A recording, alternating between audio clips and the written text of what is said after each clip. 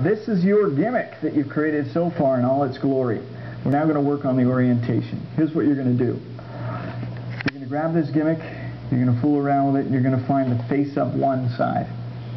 Once you got the face-up one side, you're going to grab one side of it, pull the other sides down so that there is a face-down side on the other side. So you've bent your gimmick down so that there's 3 flaps on one side and 1 flap on the other. That's how we're going to start. Face up 1, face down 1. If you are using foreign bills and you're not using U.S. currency, then make sure your least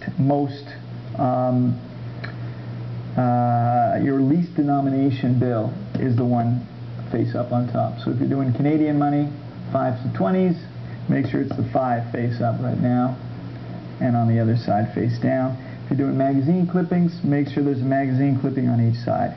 That's it. Okay?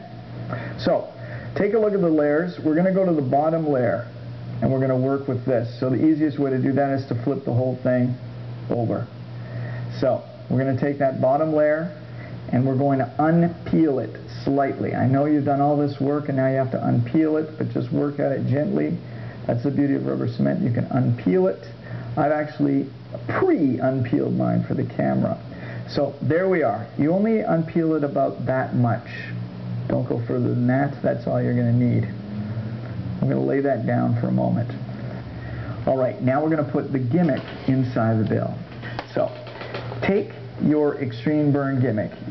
Remember, you've just peeled back here. On the 20 side, so this is your 1. On the 20 side, by the way, I put a little piece of double stick tape on the other side of the gimmick. And you want to push the double stick tape side down onto the 20. And you want to do it in a place right about there, so there's about ½ an inch left over on this side and equal amounts on this side. Just push that down.